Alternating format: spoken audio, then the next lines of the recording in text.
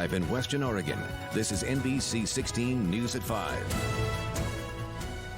New tonight on NBC 16 News, Governor Kate Brown adds Lane County to the county watch list. Governor Brown says the county has seen an increase in cases over the last 2 weeks. Good evening, I'm Kendall Bartley. Today, Lane County reported 82 coronavirus cases, a new daily record. The county also surpassed the 2,000 mark in COVID-19 cases. Lane County now joins Benton, Clatsop, Malheur, and Umatilla on the county watch list. NBC 16's Lauren Negretti joins us live in the studio to break down Governor Brown's announcement. Lauren, what did the governor say the increase in COVID-19 cases is linked to? Kendall, Governor Brown says the spread is linked to student social activities, such as social gatherings like off-campus parties. But let's get into why exactly Lane County is being put on the county watch list. Counties are placed on the watch list when COVID-19 is spreading quickly and public health officials cannot trace that spread to specific sources. That is a sporadic case rate of 50 or more than 100,000 people in the last 2 weeks. And the county has had more than 5 sporadic cases in the last 2 weeks. Lane County will be on the watch list for at least 3 weeks and until their sporadic case rates drop below these thresholds. NBC 16 News has reached out to Lane County spokesperson Jason Davis, who says the county needs help and being placed on the watch list is a good thing to bolster public health abilities. They've brought the public in on the process about phase 1 being on the table. But with the outbreaks not happening in public spaces, Davis says commissioners and public health officials feel that phase 1 isn't necessary right now. Exposures happen is in workplaces, in break rooms at workplaces, in small gatherings and parties and things like that. And so phase 1 in its current form under the governor's guidance doesn't necessarily address that. Davis says the county is upping community education and communication around wearing masks and not gathering. Stressing transmission is possible, the virus is highly contagious with wide-ranging symptoms. Davis says to stay the course despite the COVID fatigue. Lane County's biggest case growth is college age, with other outbreaks in long-term care and workplace and recent K-12 growth. Looking at those cases on university campuses now, the University of Oregon is reporting cases daily. They've reported 21 cases. 15 of those cases are students living off campus and 6 are in residence halls. They are all in isolation. In just 1 week, the University of Oregon has reported 149 cases. Meanwhile, Oregon State University reports new cases per week. This week, the university reported only 16 cases. Since the first week of July, though, OSU has reported 121 cases. And in Coos Bay, parents and staff at the 2 schools on the South Coast received letters and some phone calls after some classroom cohorts were exposed to coronavirus. 10 students from Madison and Sunset schools, along with a few staff members who were potentially exposed, are all now in quarantine at home during distance learning.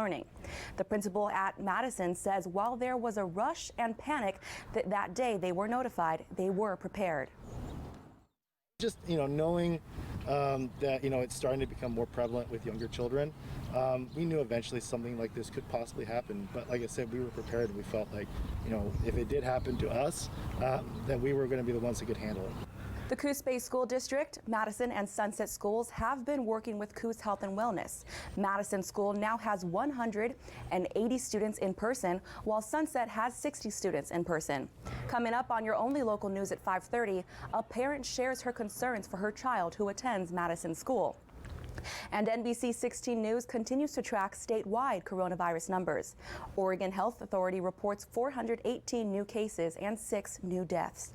The state has nearly 39,000 cases, and there have been 617 deaths. Of course, NBC 16 News is tracking down coronavirus developments here in Lane County, across the state, and around the nation. Just make sure to visit NBC16news.com. Kendall, back to you. Thank you, Lauren. And an update tonight on the race for a vaccine. Pfizer plans to ask for emergency authorization of its coronavirus vaccine by the 3rd week of November if everything goes to plan. Now, the timeline pushes things back after the company's CEO repeatedly pointed to the possibility of a vaccine in late October. Pfizer developed the vaccine candidate with German company BioNTech. It's one of 4 candidates in late-stage trials in the U.S. right now. And new tonight, a Eugene man is suing Peace Health Southwest Medical in Vancouver, Washington. He says he was the victim of multiple sexual assaults by a physician's assistant.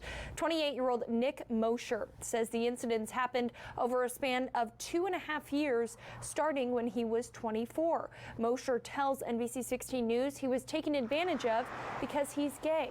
And when he made his initial complaint to the Peace Health facility, they disputed his complaint. It's very difficult for him to talk about. Many people who have gone through something like this, especially men, have a difficult time because of the stigma with having to come forward about what happened to them with a sexual assault. Coming up on your only local news at 5:30, a story you are only seeing here on NBC 16 News. Mosher speaks further about his story on what exactly happened and why he wants his story out there. NBC 16 News is following up on a controversial mural in downtown Eugene depicting a police officer and Charlie Landeros. Landeros died last year when he brought a gun on the Cascade Middle School campus and shot at an officer. Police fired back and killed him. NBC 16's Keely McCormick spoke to the mural artist and is live now in downtown Eugene. Keely, what was the original intent of that mural? Kendall, the controversial mural's been up here for a little over a week now. I spoke to the artist who said that Landeros and the officer were never meant to be the focal point. I mean, you can see a lot of different colors, a lot of different pictures. The officer right here, and then if you look up to the left, there is Landeros. The artist says those aspects were supposed to represent the Latinx community members and their experiences. The intent of the mural was to bring people together. Eugene City spokesperson Laura Hammond tells me the process was different than the way other public art goes up in Eugene. It went up as a part of Fiesta Cultural. A committee of Indigenous and Latin American community members worked with the artist to design the mural. Today, Kayana, Charlie's daughter, saw the painting for the first time. I just want it taken down. I don't want anybody who knows the type of person that my dad was to have to see this. She explained how much she loves her dad, saying he was a great person who made a bad decision. She feels this is unfair for the painting to be left up and force her to think about that day and remember her dad in that way. Hammond told me there's a conversation in play about the next steps for this mural. Coming up at 5:30, more from Landeros' daughter and from the artist about what went down as this mural went up. Live in downtown Eugene, I'm Keely McCormick. Back to you, Kendall. Thank you, Keely. Now to wildfires burning in California, where President Trump approved the state's request for a disaster declaration. The federal government had first denied it yesterday. The declaration will release federal funding and aid for victims of the several blazes, including the Creek Fire, which is the largest wildfire in state history. Nearly 8,500 wildfires have burned more than 4 million acres in California and led to at least 31 deaths since the start of this year. Looking ahead in wildfire coverage, hazardous waste cleanup starts Monday in the McKenzie area. Residents affected by the Holiday Farm fire can still fill out a right of entry form after today. This does allow hazmat crews to go onto your property and remove any hazardous waste for free. You can find the forms on our website, NBC16.com. And taking a look at fire containment levels across Oregon, in our area, the Holiday Farm fire is 96% contained. The Archie Creek fire also remains 95% contained. Both fires broke out last month, burning more than 173,000 acres. Taking a live look out at Eugene this evening. It's a beautiful, clear night right now. Let's take a look at weather with Alan Matthews, who joins us now. Alan, it seems like we've just been continuing to get this beautiful, sunny weather, and it's going to stay with us, right? Well, here's the thing. I think we probably could have used the tower cam from yesterday, and nobody would have known the difference. Yeah. Because the days have been pretty much identical. The one difference, though, is things have been a little bit warmer today. The other difference is that it's not as windy today. Temperature-wise, we actually reached the 70s this afternoon. afternoon in Eugene. A little bit of cloud cover out there, 71 degrees, not much wind northeast at about 6 miles per hour, and our humidity at 49%. Yesterday at this time, we were seeing a lot of those wind speeds in double digits. Most of the wind speeds along the I-5 corridor in single digits. North Bend seeing some double digits. In fact, the winds off the coast really picking up after noon today. Not a lot to show you at the radar satellite again today. Skies are relatively clear right now, but that cloud cover will be increasing tonight, and we'll probably start the day tomorrow with a little bit of cloud cover out there. We'll talk more about that and why that's going to be happening with the full forecast a little later on. Ken?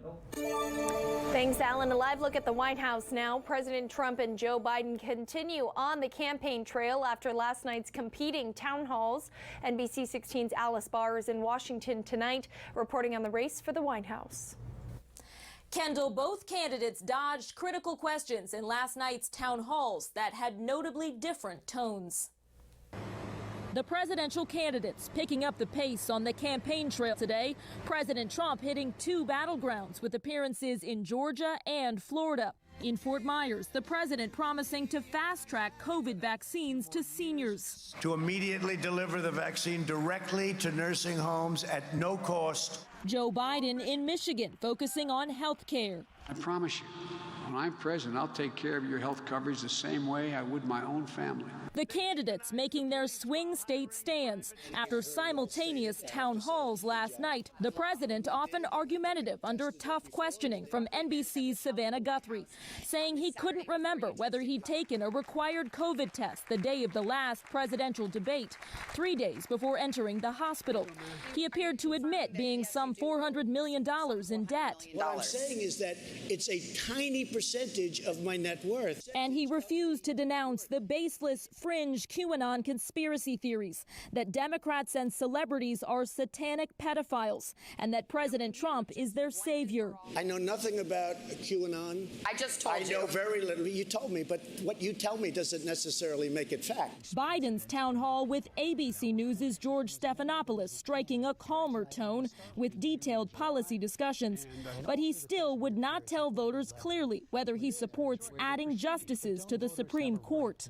They do have a right to know where I stand, and I'll have a right to know where I stand before they vote. So you'll come out with a clear position before Election Day? Yes, depending on how they handle this. A head-spinning, channel-swapping night, previewing the final in-person presidential debate next Thursday in Nashville. The president and Biden largely avoided talking about each other last night, though each said the other candidate was not the right person to handle the pandemic. In Washington, Alice Barr, NBC 16 News. And the election is just 18 days away. Some reminders: next Wednesday, all voters should have received their ballots. October 27th is the last day to get that back into the mail. After that, you'll want to return your ballot to a designated drop box or county elections office. It must be received by 8 p.m. on Tuesday, November 3rd. That is Election Day. And looking ahead to Monday, we now know which counselors are interested in taking over former Springfield Mayor Christine Lundberg's term. Those counselors are Joe Pictionary, Leonard Stower, Sherry Moore, and Sean Vandergorden. The council will discuss the interim mayor position during their work session next Monday. NBC 16 News will be following this story and bring you the updates Monday night. Coming up on NBC 16 News at 5, following the closure of Casa de Belén shelter in Douglas County, the new effort by many to continue to provide help for homeless youth. Plus, a food bank in Douglas County has a new name, this time hoping to reflect everything they provide.